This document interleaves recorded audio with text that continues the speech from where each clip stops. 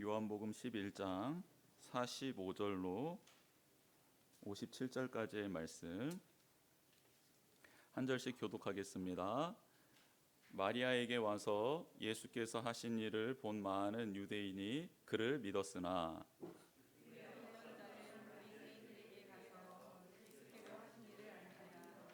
이에 대제사장들과 바리새인들이 공회를 모으고 이르되 이 사람이 많은 표적을 행하니 우리가 어떻게 하겠느냐.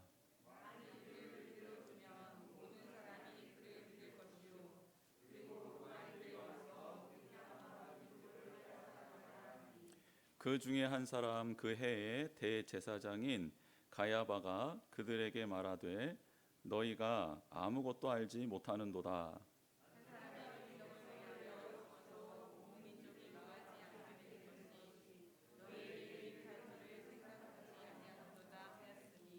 이 말은 스스로 함이 아니요 그 해의 대제사장이므로 예수께서 그 민족을 위하시고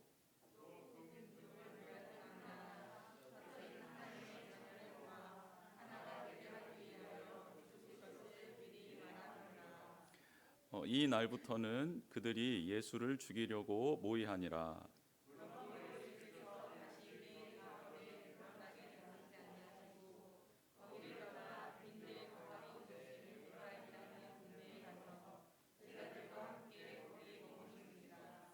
유대인의 유월절이 가까움에 많은 사람이 자기를 성결하게 하기 위하여 유월절 전에 시골에서 예루살렘으로 올라갔더니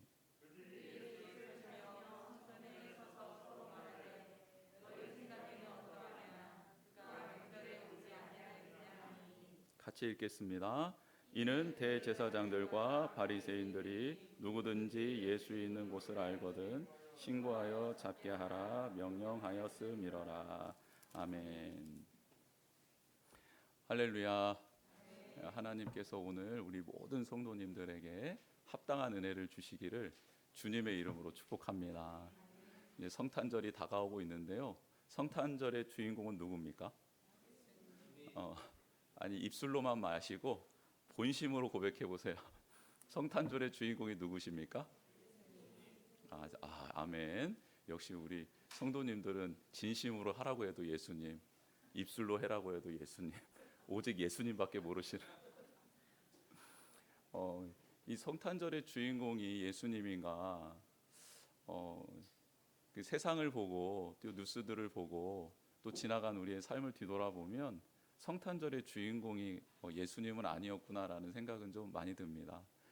성탄절에 예배를 드릴 때 그 예배 시간 한 1시간, 1시간 반 정도, 예전에는 전야제도 있었잖아요. 그래서 성탄절 전날 이렇게 발표회도 하고 했었는데 그것까지 합치면 성탄절의 주인공으로 고백하고 참여했던 시간, 그냥 예배당에서 나와서 예배했던 시간을 토탈하면 한 3-4시간 정도는 성탄절이 예수님이 주인공이시긴 한데 그 외의 시간들은 다 이제 또 우리가 얼마나 즐기고 얼마나 먹고 마셨는지 모르겠습니다. 진정한 성탄의 주인공이 예수님이 되려면 이 대림절 기간을 참 잘 보내야 되고요. 그 예배력으로 교회력으로 보면 성탄절이 이제 첫 시작입니다. 그러니까 대림절이 시작인 거예요. 이게 새해 시작인 거나 마찬가지거든요. 대림절을 어떻게 보내느냐가 이제 나머지 절기들을 어떻게 보낼 수 있는가에 대한 기본 자세가 되는 겁니다. 그래서 우리 태양력으로 보면 이제 한 해가 저물어가는 시점이지만 교회력으로 보면 이제 새해가 시작된 지금 절기를 보내고 있는데 우리가 정말 예수님이 나의 삶의 주인이고 예수님이 주인공입니다라고 고백하는 그런 복된 우리 성도님들 다 되시기를 주님의 이름으로 축복합니다. 그런 의미에서 옆에 계신 분에게 예수님이 당신의 주인공이십니다. 한번 고백해 보셨으면 좋겠습니다.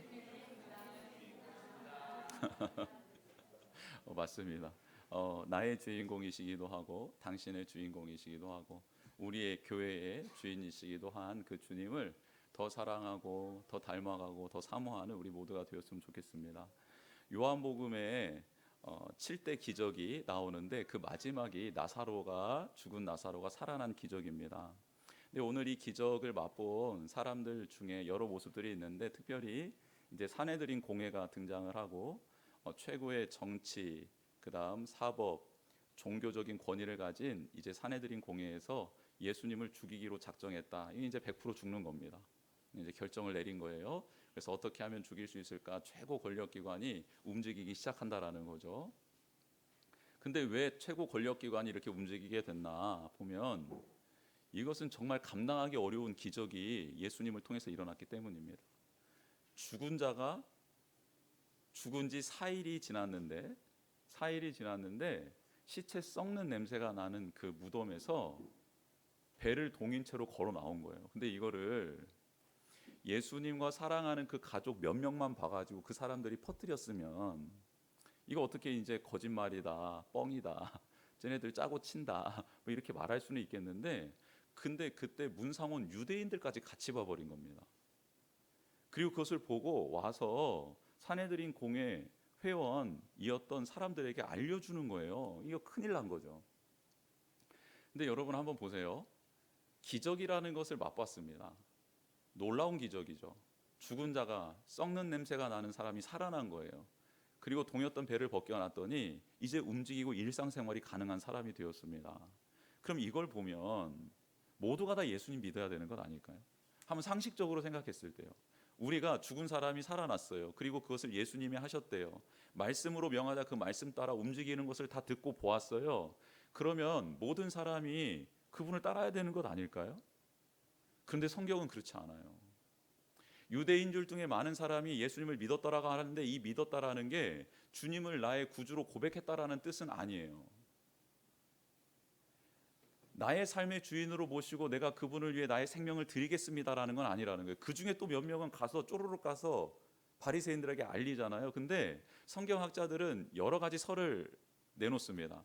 바리새인들 중에 혹시 예수님과 친분이 있었던 나사로가 죽었으니 예수님 오시지 않을까라고 해서 몇몇 사람을 심어놨다, 스파이로 이렇게 보는 사람이 있고, 아니다, 이번 기회에 예수님이 왔는데 예수님이 기적도 기적이지만 예수님을 미워하는 바리새인들에게 가서 꼰질름으로 내가 이것을 사실을 알림으로 이번 기회에 나도 그들에게 인정을 받고 그들 편에 서서 기득권을 좀 누리고 싶어 하는 사람들이 가서 뭐 말했다, 뭐 이런 또 설도 있습니다. 아무튼 이랬든 저쨌든 그 기적을 본 순간 정말 이분이 생명의 주인이구나, 부활이요 생명이라고 말했던 그 주님이 바로 이분이구나라고 엎드려 경배하기는커녕 그분을 떠나서 자기의 입속을 따라 자신의 편의를 따라 기득권을 지키기 위해 그 예수 그리스도를 죽이려는 모의가 시작되고 있다라는 게 이게 더 기적 아니냐라는 거예요. 그러면 이것을 우리의 삶으로 한번 적용해 볼까요? 예수님이 나를 위하여 생명을 주셨다라는 것을 믿지요, 알아요. 들어서 알고 배워서 알고 읽어서 알아요. 우리는 이제는 알아요. 부인을 할 수가 없어요. 그런데 예수님 없이 살아가는 자처럼 살아가는 우리의 모습이 기적 아닐까요? 돌무덤이 막고 있는데 예수님이 명하여 그 돌문을 옮겨라, 내가 역사하겠다, 내가 말하겠다, 내가 들어가겠다, 내가 그 어둠을 몰아내겠다라고 말씀을 주셨어요. 그런데 그 말씀 앞에 우리가 돌문을 옮기지 않고 있는 그게 기적 아닐까요? 일어날 수 없는 일이 지금 우리 가운데 일어나고 있는 것 아닐까요? 지금 주님이 우리 가운데 오셔서 죽어있던 너의 믿음이, 너의 신앙이, 너의 열정이, 나를 향한 사랑, 그 초심이 살아나기를 원한다, 나오너라 라는 예수 그리스도의 음성을 들었음에도 불구하고 아무런 반응이 일어나지 않고 있는 지금 나의 상태가, 이게 더 놀라운 기적 아닐까요? 지금 성경은 말씀하고 있는 거예요. 예수님을 만났는데, 놀라운 기적을 보았는데, 그분이 눈앞에 계신데 그 음성이 나사로야 나오라라는 음성이 아직 메아리 치고 있는데, 근데 그 주님을 외면하고 내가 원하는 길로 달려가고 있는 사람들의 모습을 보여주고 있다는 것이죠. 원아홉기는 우리 이제 대림절 마지막 주간을 보내며 성탄절을 맞이하잖아요. 정말 그 주님을 사랑하는 우리가 되었으면 좋겠습니다. 정말 그 주님의 음성을 아멘으로 받고 이전에 들었던 말씀, 알고 있었던 말씀으로 살아가는 게 아니라 지금 내 손을 잡아주시고 나를 안아주시고 나를 세우시고 나를 이끌어 가시는 살아계신 그 하나님이신 예수님과 동행하는 우리가 되기를 원합니다. 오늘 예배를 통해 치유의 일들이 일어났으면 좋겠어요. 회복이 일어났으면 좋겠습니다. 우리 안에 내면에 있는 상처들, 아픔들, 두려움들, 염려들, 근심들, 고민들, 앞으로 가고 싶은데 앞이 보이지 않아 캄캄해서 어떻게 가야 될지 모르고 있는 이런 상황 속에 정말 주님의 음성을 듣고 주님의 말씀을 받고 나아가는 저와 우리 모든 성도님들 되기를 주님의 이름으로 축복합니다. 오늘 첫 절은 어떻게 시작합니까? 45절. 마리아에게 와서 예수께서 하신 일을 본 많은 유대인들이 그를 믿었으나 라고 말하고 있습니다. 여러분, 기적을 체험한 주인공은 누구죠? 누가 기적을 체험했죠? 누가 죽었다 살아났습니까? 나사로 아닙니까? 그럼 나사로 엄청 유명해졌을 거 아니에요. 그러면 요한 사도가 요한 공동체 그리고 많은 흩어져 있는 믿음의 사람들에게, 예비 복민들에게 지금 이 사건이 지난 한 60여 년이 지난 시점에서 펜을 들어서 기록하고 있는데, 그러면 그 당시에도 누가 가장 유명해야 되는 거예요? 나사로가 유명해야 되는 거죠. 그러면 여기 본문은 좀 잘못 기록된 것 아닐까요? 나사로에게 와서 예수에게 하신 일을 본 많은 유대인들이 나사로를 조문하기 위해서, 살아난 나사로를 보기 위해서 왔던 그 많은 유대인들이 이렇게 기록되어야 되는 건 아닐까요? 근데 왜 마리아가 등장하죠? 여러분, 너무 신기한 장면 아닙니까? 세월이 많이 지났는데 죽었다 살아난 나사로를 기억하는 사람보다는 마리아를 기억하는 사람이, 그래서 마리아를 조문 왔다라고 표현하는 게 그 많은 사람들이 이해하기에 쉬워서 이렇게 지금 기록하는 건 아닐까요? 마리아는 어떤 사람이기에? 여러분, 이제 12장에 예수님이 이제 유월절을 맞이해서 십자가를 지시기 전에 장례를 준비했다는 여인이 바로 이 나사로의 동생이었던 마리아거든요. 그래서 그 사건을 보면 마리아는 기적에 취해 있었던 사람이 아니라 기적을 통해 예수 그리스도를 경배하고 사랑했던 사람, 감사를 고백했던 사람이었구나라는 것을 알게 됩니다. 그러면 우리가 깨달아야 될 것이 있어요. 기적을 경험하는 것보다 더 중요한 게 있는데, 그것은 기적을 베풀어 주신 하나님께 나의 믿음을 표현하고 사랑을 고백하는 것이 매우 중요하다라는 것을 꼭 기억해야 된다라는 거예요. 어제 우리 아이들 성탄 감사 예배 때 할 율동을 이렇게 준비하려고 모여야 되는 날이었어요, 어제가. 그런데 뭐 이런저런 이유 때문에 좀 이렇게 모이기가 좀 힘들어서 이제 줌으로 그걸 했단 말이에요. 줌으로. 우리 전도사님이 너무 수고하셨는데 이제 줌으로 다 연결을 했어요. 연결을 해가지고 이제 아이들이 나오고, 전도사님, 저는 우리 전도사님이, 저는 영성만 뛰어난 줄 알았더니 율동을 너무 잘하시더라고요. 애들이 그 율동을 보면서 그냥 홀딱 반해가지고 마치 무슨 성령의 감동이 돼서 막 자기도 모르게 따라하고 있더라고요. 그런데 이제 그 율동을 연습하는 모습을 보면서 참 기쁘고 행복하더라고요. 그런데 저는 그런 생각을 했어요. 왜 하나님이, 왜 예수님이 어린아이와 같지 아니하면 천국에 들어갈 수 없는지를 말씀해 주신 이유를 제가 알았어요. 모두가 다 지금 기적의 시간을 누리고 있잖아요. 우리가 호흡하고 있다라는 게, 살아있다라는 게, 움직일 수 있다라는 게, 생각할 수 있다라는 게, 판단할 수 있다라는 게, 이게 지금 기적 안에 있는 거잖아요.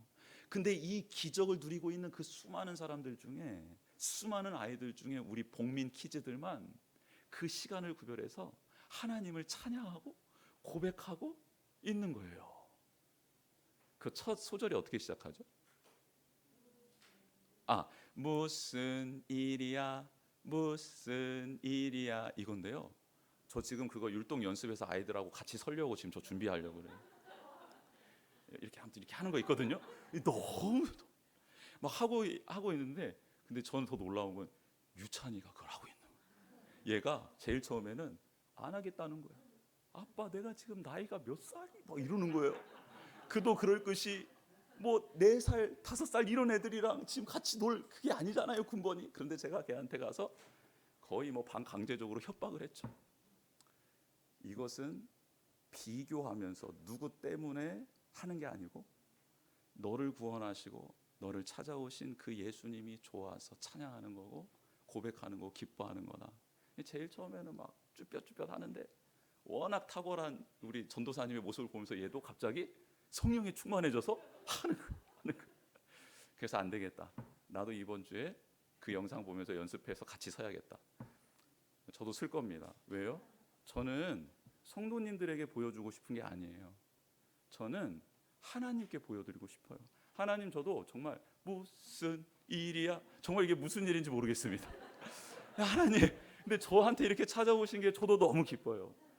여러분, 저도 나이가 많이 먹었더라고요. 그런데 나이에 상관이 없어요. 여러분, 다윗 왕이 언약궤를 모셔오기 위해서 무단히 노력을 많이 했어요. 왜냐하면 이제 왕으로 딱 섰는데 왕권을 강화하려고 하고 또 나는 하나님 중심으로 살려고 합니다라고 하는데 지금 방치해 있던 언약궤를 다윗성으로 장막 안으로 끌어들이기만 하면 얼마나 권위도 서고 나는 하나님 중심으로 서겠다라는 게 확신하겠어요. 그렇죠?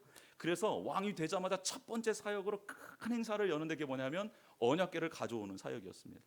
그래서 언약궤를 가져오려고 모든 사람들을 다 신하들을 이끌고 가가지고 만백성을 끌고 가가지고 언약궤를 딱 가져오는데 그만 첫 사역이 실패로 돌아가요. 거기에서 많은 사람이 죽고요. 그리고 다윗은 언약궤 가져오는 것을 내려놓습니다. 다윗성으로 돌아와가지고 절망하고 낭망하고 있는데 백성들 사이에서 수군수군 거리는 거예요. 뭐라고요?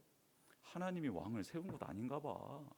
언약궤를 가지고 그러는데 그것 때문에 사람이 죽었잖아. 이거 완전히 실패했잖아.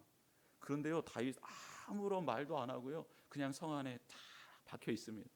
그러면서 때를 기다립니다. 하나님, 분명히 하나님께서 저를 세워주신 줄 믿는데 이 언약궤에 이동해 올 줄 믿고 저 하나님 기다리겠습니다. 수많은 말 속에서도 마음을 지키고 하나님 도와주십시오 하고 꿇어 엎드려 있어요. 그런데 소식이 옵니다. 기별이 와요. 언약궤가 들어간 그 집이 가문이 복을 받고 그의 재산들이 번성하고 있다라는 소문을 듣습니다. 그런데요, 가만히 엎드려 있었던 다윗이 아하, 이거 하나님의 사인이구나. 내가 나의 왕권을 강화하고 나의 의가 드러나려고 했었을 때 그때는 하나님이 막으셨는데 이제는 하나님의 때가 되었나 보다라고 그것을 깨닫고요, 가서 언약궤를 가져와요. 가져오는데 다윗성으로 들어와요. 준비했던 장막 안으로 들어오는데 다윗이 그 언약궤 앞에서 어떻게 한 줄 아세요? 기억나십니까? 춤을 춰요. 춤을 추는데 왕으로서 춘 게 아니고요, 장군으로서 춘 게 아니에요. 수많은 명예와 권력을 얻은 자로서 그것으로 그가 지금 하나님 앞에 예배하고 있는 게 아니에요. 무엇으로 예배하고 있냐면 나를 목동의 자리에서 구원해 주신 메시아, 구원해 주신 구원자, 나를 자녀 삼아 주신 그 전능하신 그 하나님을 죄인으로서, 목동으로서, 천한 자인 내가 이렇게 하나님의 은혜를 입은 자로서 그 은혜를 찬양하는 거예요. 그러니까 찬양하다 보니까 왕의 신분도 잊어지고 장군도 잊어지고 명예와 권력을 얻었던 한 나라를 다스리는 지도자라는 그 모든 타이틀이 떨어지자 그는 온전히 하나님을 찬양해요. 그래서 신약 성경의 초대교회를 예표해서 말하는 게 뭐라고 하냐? 다윗의 장막이라고 말하는 거예요. 왜? 다윗의 장막에서 진정한 예배가 드려졌거든요. 다윗이 그렇게 예배하자 백성들이 다 그렇게 예배했거든요. 그래서 요한계시록에서 나와 있던 천상의 예배가 이 땅에서 구현됐던 유일한 장소가 다윗의 장막이었거든요. 그런데 이제는 복민의 장막이 그렇게 돼야 될 줄 믿습니다. 성탄절날 하나님이, 대림절 마지막 날 하나님이 가정 가호를 방문하시고 심령마다 찾아가고 목사들을 찾아가고 성도들을 찾아갔는데 다윗의 장막이 회복되었구나라고 말할 수 있는 곳이 우리가 되었으면 좋겠어요. 우리의 가정이 되었으면 좋겠어요. 우리의 기업이 되었으면 좋겠어요. 나의 심령이 되었으면 좋겠고 우리 교회가 되었으면 좋겠습니다. 정말 너희들은 나를 찬양하는구나. 왜 이렇게 못하는 걸까요? 의식하니까. 누구를요? 자신을. 내가 이래봬도 사장님인데 이제 사장님 되시죠? 내가 이래봬도 사장인데 이제 CEO인데 뭐 무슨 일이야 이러고 있어. 무슨 일이야 그게 도대체. 내가 목사인데 임직 받은 지 지금, 내가 과거에 내가 지금 밑에서부터 교육받아 와가지고 나는 모든 정과목을 다 수료.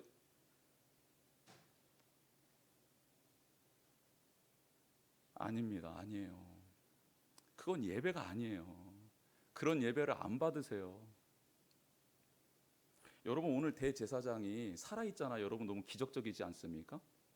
대제사장은요 1년에 한 번 속죄를 모든 백성의 속죄를 위해서 지성소에 들어가야 돼요. 근데 온전하지 못하면 죄가 있으면 죽어요. 근데 이 대제사장이 지금 살아있어요. 그렇죠? 너무 신기한 일 아닙니까? 왜 살아있을까요? 하나님이 아예 그 성소 안에, 지성소 안에 계시질 않는 거예요. 떠나버리신 거예요. 예배자로 인정을 안 하는 거예요. 여러분, 이게 왜 무서운 말씀인지 아십니까? 내가 대충 예배를 드려도, 내가 대충 하나님을 사랑해도 내 삶에 아무런 일이 일어나지 않잖아요. 그것은 하나님이 떠나신 증거예요. 내가 예배를 온전히 못 드렸는데 막 너무 가슴이 아프고, 내가 오늘 하나님과 교제하지 못했는데 이게 너무 심장이 조여오고 너무 막 눈물이 쏟아지고, 하나님 제가 어떻게 하면 좋겠습니까? 라는 물음이 사라져버린 인생들 있잖아요. 큰일입니다. 그 하나님이 버리신 거예요. 하나님이 떠나신 거예요. 근데 내가 예배를 온전히 못 드렸어. 오늘 내가 온전히 하나님을 전심을 다해 찬양하지 못했어. 그런데 이게 절절히 들어와서, 하나님 저 이러면 죽어요. 저 이러면 못 살겠어요. 저 이러면 안 돼요. 하나님 저 좀 도와주세요. 저 좀 살려주세요. 여러분, 이게 하나님이 함께 하시는 거예요. 예배드리지 못하고 있는 사람들, 여러분, 어제 죽었던 그리스도인은 오늘 이 예배가 너무너무 드려지고 싶고, 이 예배를 마지막으로 하나님 저를 불러주십시오 했던 시간이 오늘일 수 있어요. 우리가 지금 기다리고 있는 그 성탄절, 이 성탄절을 맞이하기 위해 이번 주 고군분투하며 사투를 벌이며 약을 먹어가며 주사를 맞아가며 이번 마지막 2021년도 성탄절 예배는 드리고, 하나님 제가 하나님께 부름받고 싶습니다라고 절절히 하나님께 매달려 있는 영혼도 있단 말이에요. 그런데 우리는 너무너무 밋밋해요. 너무너무 밋밋해요. 기적을 체험한 자로 남고 싶습니까? 아니면 하나님이 기억하시고 하나님이 기뻐하시는 자, 하나님이 동행하는 자로 기억되고 싶으십니까? 여러분, 나사로가 죽었는데 그 죽었다가 살아난 이제 이 일을 유대인들이 와서 바리새인들에게 알려줬는데, 이 바리새인이 산헤드린 공의 사람이었나 봐요. 그래서 산헤드린 공회의 의장이었던 당시 대제사장 가야바를 찾아가서 말을 하죠. 그러면 대제사장이고 현자들이 모여있는 종교 지도자들이라고 하면 우리가 무엇을 해야 하는가라는 질문을 하잖아요. 오늘 본문에 우리가 무엇을 해야 되는가? 그들이 무엇을 해야 되겠습니까? 그죠? 그들이 할 일은 딱 한 가지예요. 하나님의 말씀을 연구하고 하나님의 뜻을 따라 살아가기로 다짐하고 백성들을 그렇게 인도하는 지도자들 아닙니까? 그러면 하나님의 말씀에 빗대어 예수 그리스도가 행하고 있는 일들을 조목조목 따져 그분이 하나님의 말씀과 일치되면 믿고 백성들에게 이분이 메시아다 선포하면 되는 거고요. 하나님 말씀에 빗대어 따져봐서 예수님이 아니다 싶으면 예수님 아니다, 이거 잘못했다, 말씀에 근거해서 그렇게 말하면 돼요. 근데 그들은요 그렇게 행동하지 않아요. 자기의 기득권을 유지하기 위해 자신의 이익, 자신의 권위, 자신의 힘을 유지하기 위해 예수 그리스도를 말씀으로 평가하는 게 아니라 자기네 기준으로 평가해서 죽여버리려고 결정을 내려요. 당시 산헤드린 공회는 최고의 기관이라고 했잖아요. 입법기관, 행정기관, 종교기관이라고 하지 않았습니까? 당시 로마가 이스라엘 백성을 다스리고 있었잖아요. 로마는 모든 백성들이 스스로 자치기구를 가지고 종교의 자유 그리고 정치를 나름대로 할 수 있도록 이렇게 풀어놔줬어요. 그런데 로마가 어떤 나라입니까? 얼마나 똑똑하고 명석한 나라예요. 그래서 그 산헤드린 공회만 장악하면 된다 해서 산헤드린 공회 의장은 로마가 임명하는 사람만이 의장이 될 수 있었던 거예요. 그러니까 대제사장이라는 사람은 본래는 누구의 눈치를 봐야 되는 사람이었죠? 대제사장은 누가 세워주신 사람이에요? 누가 기름 부어주신 사람이에요? 하나님이 기름 부어주신 사람이에요. 그러면 대제사장이 눈치를 봐야 되고 대제사장이 귀를 기울여야 되는 메시지는 누구의 메시지여야 되는 거예요? 하나님의 메시지여야 되는 거죠. 근데 이 대제사장을 임명하고 그 권한을 주고 부와 권세를 주는 게 로마라고 착각한 이 대제사장들은 어떻게 했냐면 로마의 눈치를 보는 거예요. 로마의 눈치를 보는 겁니다. 그래서 하나님의 눈치를 봐야 될 이 대제사장은 그만 하나님의 말씀대로 예수님을 평가하는 게 아니라 자신의 잣대로 자신의 부와 명예를 유지하는 쪽으로 결단을 내리고 많은 사람을 위해 한 사람이 희생하는 게 맞다라고 그냥 너무나도 쉽게 정치적 결단을 내려버립니다. 그렇죠? 그리고 그렇게 이제 일들을 꾸려 나가는 거예요. 여러분, 우리는 왕 같은 제사장으로 하나님께 부름받은 사람 아닙니까? 어둠 속에 있었던 우리를 기이한 빛 가운데로 인도해 내신 그 예수님께서 우리로 하여금 이제 그 아름다운 예수 그리스도의 덕을 선전하라고 왕 같은 제사장으로 거룩한 나라로 그의 소유된 백성으로 우리를 불러주셨잖아요. 택해 주셨잖아요. 그럼 우리는 왕 같은 제사장이란 말이에요. 그러면 우리는 왕 같은 제사장으로 지금 하나님이 주신 권위의 자리에 다 앉아 있습니다. 가정에서 부모의 권위의 자리, 혹은 직장에서 어떤 직함의 자리에 다 지금 맡혀져 있고, 그리고 교회에서도 직분의 자리를 우리가 지금 맡고 있습니다. 그렇게 왕 같은 제사장으로서 그 사명을 감당하고 있는 거예요. 그러면 우리는 과연 그 자리에서 하나님의 눈치를 보고 있습니까?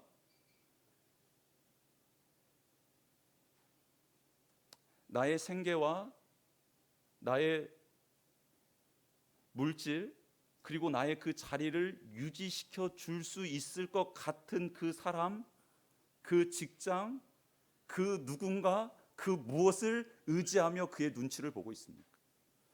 여러분, 이게 지금 하나님께서 우리에게 주시는 메시지입니다. 하나님의 눈치를 보는 사람은요, 한 생명이라도 소중하게 여기는 사람이 되고요, 세상의 눈치를 보는 사람은요, 한 생명을 가볍게 여기고요, 대의 명분에 따라서 언제든지 처단할 수 있는 그런 교만한 자가 되고 말다라는 것이죠. 여러분, 세계의 치안을 유지한다라는 명분으로 세계의 경찰을 자부하고 있는 미국이 국제 정세를 가만 보다가 자기가 해롭게 될 거다, 자기의 유익에 해를 끼칠 것 같다라는 어떤 민족이나 나라 그런 정세가 있다면요, 먼저 선제 타격하는 일들을 미국이 일삼고 있잖아요. 그러면서 뭐라고 합니까? 대의를 위해서, 큰 명분을 위해서 이 정도의 희생은 감수해야 된다라고 말을 해요. 그런데요, 이거 큰 잘못입니다. 소수의 생명을, 작은 나라의 인권과 그 주권을 무시하는 나라는요, 그 나라가 지배하는 세상은요, 모두가 다 불안한 거예요. 모두가 다 불안한 상황 가운데 처하게 되는 거예요. 위험한 상황 가운데 처하는 거예요. 그런데요, 아무리 작은 나라라도, 소수 민족이더라도 그들의 유익을 위해, 그들의 주권을 위해, 그들의 인권을 위해 노력하는 강대국이 있는 그런 세계는요, 모든 나라가 평화를 보장받을 수 있고 안전하게 생활할 수 있는 것 아닙니까? 예수님이 어린아이를 귀찮게 하는 많은 사람들에게 말하잖아요. 어린아이를 끌어안고. 그 당시에는 어린아이가 너무 쉽게 죽었고 무시당하기 일쑤였던 것 아닙니까? 근데 그 아이를 껴안고 축복해 주시면서 예수님이 말씀하시잖아요. 이 아이가 내게 오는 것을 막지 말아라. 여러분, 예수님은 이 작은 자 하나에게, 사람 취급 못 받고 있는 아이에게 축복을 주심으로 그 외의 모든 사람들도 하나님의 축복 안에 들어올 수 있는 자들이다라는 것을 선포해 주시고 있는 것 아닙니까? 갇힌 자, 소외된 자, 연약한 자를 끌어안으심으로 강한 자, 가진 자, 많이 배운 자들 또한 주님의 품 안으로 들어올 수 있다라는 것, 작은 자를 품어주심으로 그 모두를 품을 수 있는 품이라는 것을 지금 예수님께서 보여주고 계시는 것 아니에요? 사랑하는 성도 여러분, 우리가 그렇게 나아가야 될 줄 믿습니다. 장애인을 위한 편의시설이 생기면 비장애인 우리들은 편합니까? 불편합니까? 장애인을 위한 시설들, 편의시설들이 많아지면 많아질수록 비장애인 우리들은 편하게 생활할 수 있어요? 더 불편해져요? 편안해지는 거죠. 작은 자에 대한 관심을 갖지 않으면 우리 모두는 다 불편해지기 쉬워지는 거고요, 작은 자에게 관심을 가지고 사랑을 가지면요, 우리 모두는 다 행복해질 수 있다는 것 아닙니까? 그런데 이 가야바 대제사장은요, 기득권의 폐해를 그대로 나타내고 있습니다. 한 영혼을 가볍게 여기고 있는 거예요. 예수 그리스도의 생명을 가볍게 여기는 거예요. 그리고 말도 안 되는 대의 명분을 끌어다 쓰지요. 만약에 예수님을 따르는 무리가 많아지게 된다면 로마 정권에서도 우리가 반역하는 걸로 알게 돼서 우리나라를 침공해서 그나마 누리고 있던 이 자유도 다 빼앗길 거야. 우리는 다 죽게 될 거야. 그러니 예수는 죽어야 돼라고 말하는 거잖아요. 여러분, 우리가 어떤 대의 명분이라는 것을 내세우면서 소외된 자, 작은 자들을 얼마나 많이 죽여왔습니까? 이것은 회사의 지침이니까 이거는 그동안 우리가 가져왔던 전통이니까 그냥 너는 가만히. 여러분, 이런 모습 우리가 다 떨쳐버려야 될 줄 믿습니다. 나라를 위하는 척, 공동체를 위하는 척, 가정을 위하는 척 하면서 예수님을 배반하고 자신의 욕심을 채우는 이 모든 행위들 당장 중단해야 합니다. 멈추지 않으면요, 우리는 하나님의 아들을 따르지 않는 것에서 그치는 존재가 아니라 그분을 죽이기 위해서 노력하는 자로 변질될 수도 있기 때문입니다. 우리 모두 다시 한번 하나님, 예수 그리스도의 마음을 닮아가는 그런 거룩한 성도 되기를 주님의 이름으로 축복합니다. 몇 개월이 지난 후에 이제 예수님께서는 십자가의 죽임을 당하실 거예요. 그런데 지금은 때가 아니었습니다. 그래서 예수님이 그 대제사장들과 공회원들이 선포한 이제 공개 수배하는 것 아닙니까? 예수 그리스도를 본 자들은, 또 그가 있는 곳을 아는 자들은 이제 정식적으로 우리한테 와서 보고하면 된다. 왜? 예수 그리스도를 공개 수배 딱 하겠다라고 산헤드린 공회에서 나섰기 때문입니다. 근데 공개 수배가 되니까 예수님이 피하십니다. 여러분, 예수님이 무서워서 피했겠습니까? 아니죠. 지금 예수님께서 돌아가실 때가 아닌 거예요. 그래서 유월절, 이제 한 3, 4개월 남았는데 유월절까지 예수님이 당시에요. 그래서 이제 3, 4개월 후에 예수님이 십자가에 못 박히셔야 되는데 아직 때가 되지 않아서 지금 자기를 죽이기로 하고 공개 수배한 그 현장을 떠나십니다. 떠나서 광야, 빈들과 가까운 산악지대로 제자들과 함께 들어가십니다. 예수님이 피하신 거예요. 피하셨는데 피하시면서 절망 속에, 낭망 속에 계셨는가? 아니요, 그게 아닙니다. 피하셨는데 예수님 피하신 그 장면에 나와 있는 구절에 이런 말씀이 있습니다. 제자들과 함께 거기 머무르시니라 라고 나와 있습니다. 여러분, 예수님께서는 절망의 순간, 위기의 순간, 또 고통의 순간을 시간 낭비하면서 그렇게 자포자기하고 가만히 계셨던 게 아니고요, 제자들과 함께 머무르시면서 제자들을 세워나가는 시간으로 선용하셨다라는 거예요. 여러분, 우리는 고난을 당하고 뜻대로 풀리지 않을 때 절망하고 낭망하며 시간을 허비할 때가 많이 있지 않습니까?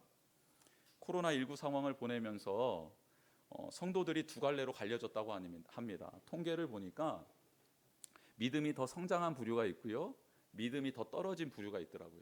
믿음이 성장한 부류의 사람들을 봤더니 이제 뭐 모이기도 힘들고 그러니까 그 시간, 본래 내가 모이기로 했던 시간, 만나기로 했던 시간들, 그 시간을 정확히 다시 구별해서 말씀을 읽고 또 그 시간대에 성경 공부를 같이 하고 하는 시간으로 유용하게 보냈던 사람들은 믿음이 성장했고요, 이제 모이는 시간도 없어지고 모일 수도 없고 그래서 그 시간들을 낭비하며 그냥 허투루 보낸 사람들은 다 신앙이 떨어졌다라는 통계에 목회 데이터 연구소에서 발표가 됐습니다. 여러분, 우리는 지금 시간들을 어떻게 보내고 있습니까? 위기의 시간 혹은 절망의 시간, 고통의 시간일 수도 있어요.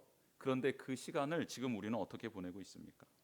예수님처럼 우리도 그 시간을 좀 소중히 보냈으면 좋겠습니다. 예수님은 그 시간을 사명을 감당하는 시간, 제자들을 바로 세우는 시간으로 보냈고요, 공관복음에서는 이 시간 동안 예수님께서 연약한 자, 병든 자, 눈먼 자, 또 삭개오까지 만나주셨던 그 일들이 기록되어져 있습니다. 예수님은 그 시간을 허투루 보내시지 않았어요. 예수님은 그 시간을 굉장히 귀하게 여기셨고 하나님의 사람을 세우는 시간으로, 하나님을 만나는 시간으로, 또 예수 그리스도의 마지막 사명 십자가를 지시기 위해 준비되는 시간으로 보내셨다라는 거예요. 언제까지 코로나 핑계에 댈 수 없습니다. 언제까지 게으를 수 없어요. 언제까지 절망하고 낭망한 채로 가만둘 수 없습니다. 이전의 신앙, 이전의 고백 가지고 살아갈 수 없어요. 오늘 신앙 고백이 필요합니다. 오늘 만남이 필요합니다. 오늘 살아계신 그 주님과 동행하는 우리가 되기를 주님의 이름으로 축복합니다.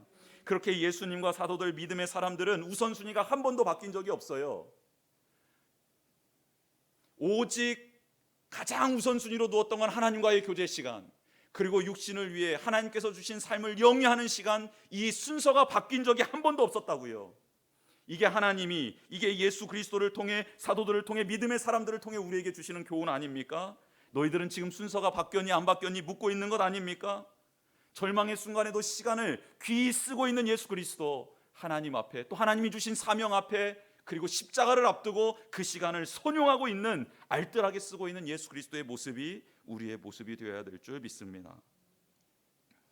예수님이 오신 것이 정말 나의 기쁨인지, 다시 오실 예수님을 기다리며 준비하는 시간이 감사한지 한번 우리 스스로를 점검해 보았으면 좋겠습니다.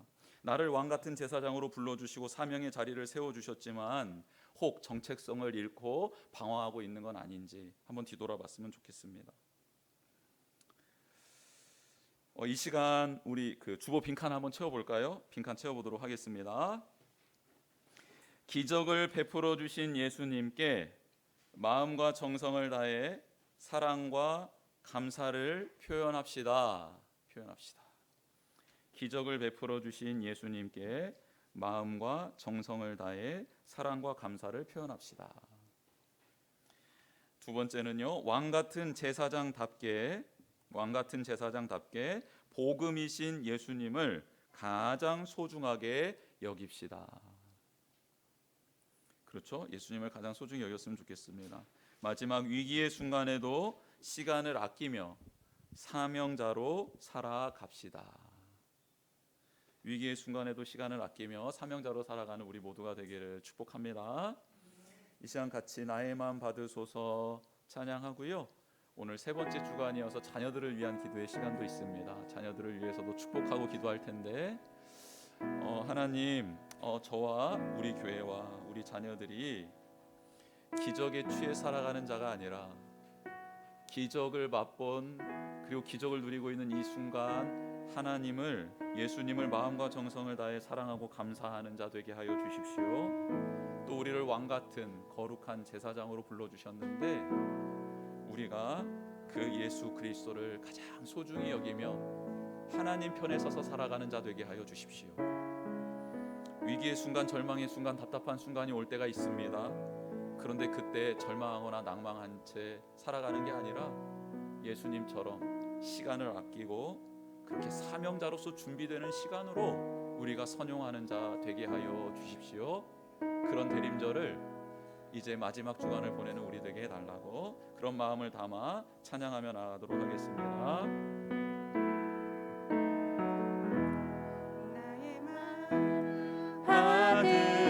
받으소서 오셔서